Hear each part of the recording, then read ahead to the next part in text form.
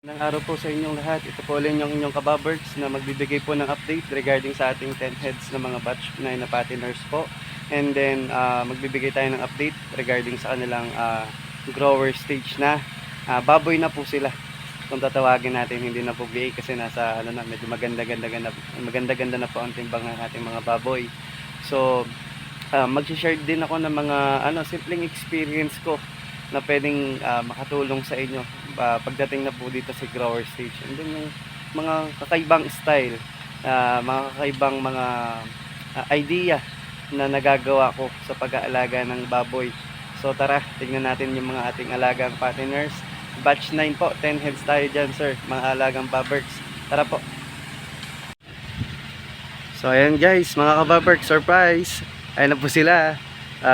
Ganyan na po sila kalalaki ngayon. So nilayan ko po ng konti para ma-share ko na rin yung yung kulungan natin na sabi ko nga na pinaramis ko. Hindi ko naman sinabi ko sa video natin na ipapaayos ko. Ito na po sila. So tinransfer ko na po sila dito. 6 po yan na kulungan na para sa patiners po. So ayan, magbibigay din po ako ng magandang comment regarding sa mga natin, kulungang pang patiner po natin, yung solo lang. Kumbaga, yung may mga kanya-kanya ding mga drinker. And then yun nga, yung pati sa pagpapakain nila, yan yung mga pwede nating i-share mamaya. So ayun, magbibigay tayo ng update regarding sa kalagayan nila ngayon. So day 90 tayo ngayon. Ang date po natin is February 25, 2024. So sakto mga 1 o'clock na siguro ngayong hapon. So kakatapos ko lang din magpaligo. Ayan, katingin pansin nyo, basa pa yung sahig. Ayan, maan pa sila, magiginhawa na. Katatapos ko lang din magpakain ng mga patiner natin. So ito yung 6. And then lipat tayo. So hindi natin sila mapakita ng ayan. Ito na po yung dalawa dun sa bali. Ito yung pang-8.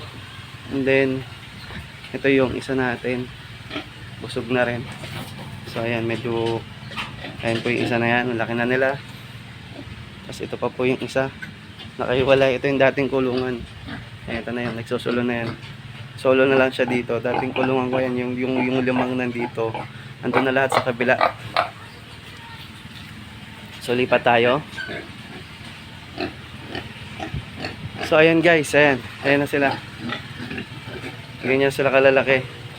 So medyo madilim yung ating camera, ayun, yun nga lang talaga ang disadvantage pag yung may mga gantong rails. Pero makikita nyo naman sila ayan. So ayun na po, ganyan na sila kalalaki ngayon. Sobrang lalaki na. Ito, kita nyo to, nag-isa na to. So ayan, ang laki na. Ayan, isa-isahin natin. Ayan nagaganda na ng mga nila, sizes. Ayan.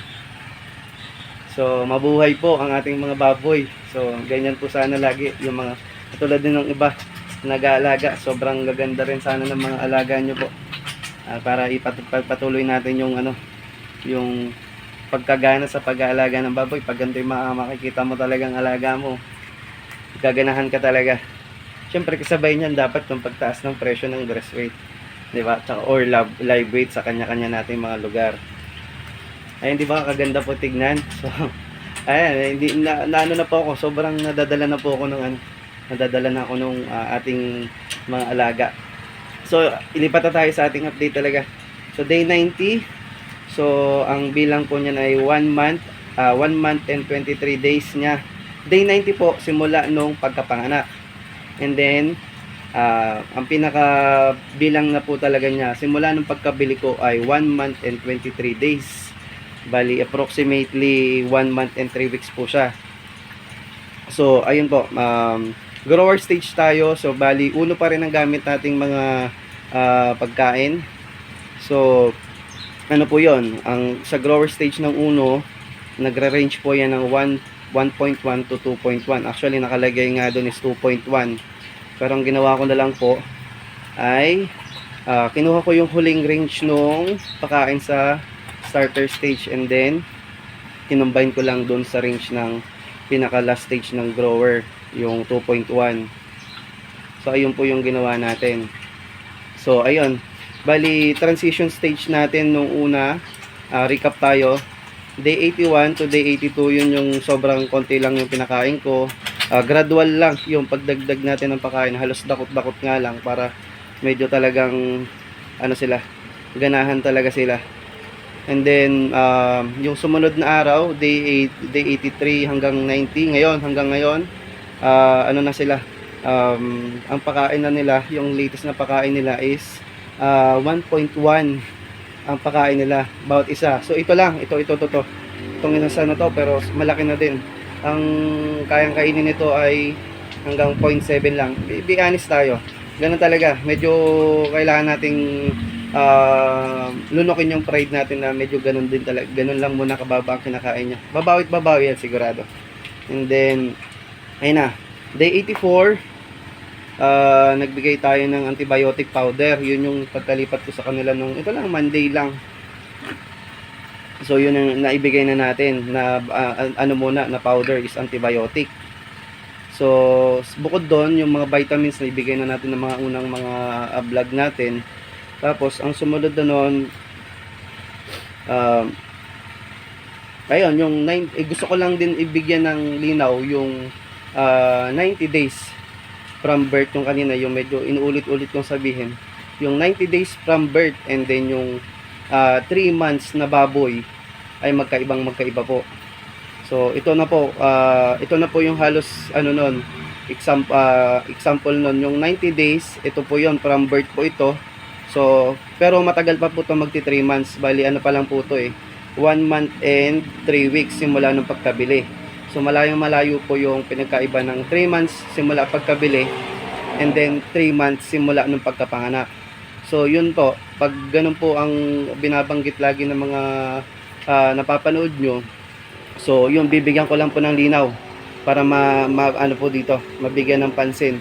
So malayo po ang timbang ng isang 3 months na baboy simula pagkabili. Hindi niya na po sila pwedeng tawaging biik, kasi po yun ay nasa ang timbang na po ng 3 months na baboy simula pagkabili. Depende, based po sa experience ko ay naglalaro na po sa sa halos 70 kilos. Samantalang ang 3 months ng na baboy, 90 days simula pagkapanganak, ay naglalaro lang po sa 20 to 30 kilos to 35. Siguro kung depende sa kagandahan ng baboy mo. So itong pinapakita ko na to na 90 days na baboy simula pagkapanganak ay hindi ibig sabihin na ito yung very good example na ng baboy na magandang timbang. Syempre meron pa rin mas magaganda, lalo na yung mga talagang quality na baboy. Ito naman ay chop suey lang.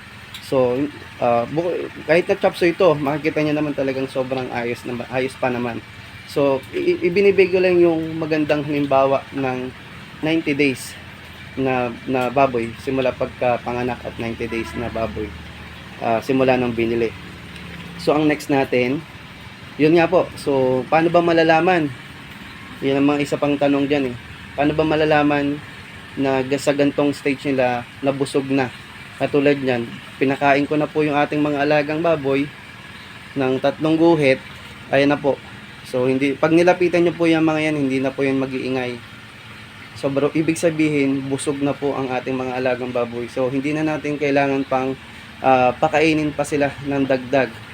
Kasi once na nilapitan nyo po ang isang baboy pagkatapos kumain at gutom pa, magwawala po yan. Sobrang magwawala yan. So may mga maririnig kang umuungot-ungot, medyo may gutom pa silang konti, pero okay na yun, wag nyo nang dagdagan. So mas maganda nang medyo may naiiwang gutom kahit konti, para mamaya mas ganado silang kumain sa gabi. So ang pakain ko pala dito sa umaga ay apat na guhit, and then 2 guhit, tapos 5 guhit sa gabi. Isukatin nyo na lang po sa inyong mga timbangan. So tapos nagkuha tayo ng timbang kanina. So tingin ko naman mga yung nandun sa pinakaunahan na baboy ay nagre-range na po sa 22 kilos ang kanilang mga timbang. So maganda na po yun na timbang para sa isang nasa grower stage na. So kung may mas maganda pang baboy na mas maganda ang timbang, di goods po. Mas maganda po yun para sa ating mga nag-aalaga. So Ang sumunod po natin na ibibigay na topic po ay ah, kailan ba magdadagdag po ng pagkain sa isang baboy na nasa grower stage na, lalo na ngayon na ano na po, na sukat na ang bawat pagkain pag grower stage. So ito po, inuulit-ulit ko po to sa mga previous ko pong vlog, na kapag ang baboy ay kumakain po ng yung normal yun na pagkain, kinain niya po ng less than 10 minutes, ibig sabihin nun, ready na po siya para madagdagan ng kanyang pagkain, o madagdagan yung kilo ng pagkain niya.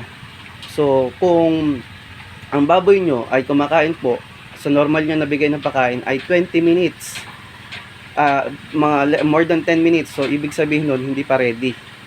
Katulad nitong mga to, binigyan ko sila more than 3 minutes, more than 10 minutes pa nila nakain yung kanilang mga pagkain, ibig sabihin hindi pa sila ready. O ngayon katulad yan, nilapitan ko sila, so hindi pa rin sila hindi na sila umuungot, so ibig sabihin goods na po yan. So ayun, bali siguro po yung ating susunod na video ay regarding sa sa pagbibigay na po ng ating injection na ivermectin ng gamit natin. Meron pa ako diyan galing do sa huling batch ko na mga partner na nagamit. So pwede pa natin gamitin 'yon. Ang gamot naman hindi naman yan basta-basta nag-expired. So ano natin, gamitin natin uli. Tapos yun, bigyan ko lang ng pansin uli yung may iba pang tanong diyan sigurado na na pwede ninyong maisip na pwedeng masagot dito sa vlog natin. Yung pinaikling range ng starter stage, hindi po yun basihan para malaman na ang baboy ay lalaki o hindi. Sa akin, hindi ko naman minamali yung mga gumagamit ng starter stage ng matagal. Sa akin lang po ay hindi yan basihan para malaman na hindi nalalaki ang baboy pag sobrang konti lang ang pinakain mo na starter stage. So tignan nyo po itong mga halos limang sako lang po ng starter stage ang ginamit ko dyan, pero goods pa rin po. So ayun, so mas kung talagang feeling nyo mas okay yung starter stage na mahaba, walang problema. Kaya sa akin lang po is parang based on experience lang. Linawin para lang malinawan lahat na ang paggamit ng maaga ng grower feeds ay hindi ibig sabihin po ay mababansot na po ang baboy or hindi nalalaki, hindi nahahaba. Bibigat na lang, hindi po 'yan. Hahaba po 'yan. Depende po talaga sa frame or characteristic or traits na nakuha nila sa kanilang mga alaga, sa mga magulang nila na barako at inahin. So guys, yun lang po muna. Sige po. At sa susunod po na video, sana umabang po kayo uli. And then, patuloy lang po sa pagpapanood po ng ating mga video. Please guys, kababerks, please tapusin nyo lang po. Baka sakaling may mapulot kayo pa na aral doon sa ating mga video. Malay nyo, nasa dulo pala yung mga kailangan yung kasagutan ng video. Nasa dulo ng video yung mga kasagutan na kailangan nyo. At least nakita nyo talaga. So please, paki-subscribe na rin po. And like yung ating mga video. Para po mas pa po tayo, mas makapag-update pa po tayo ng ating mga video sa mga susunod na araw. Maraming salamat po. Yun na po mga kababerks.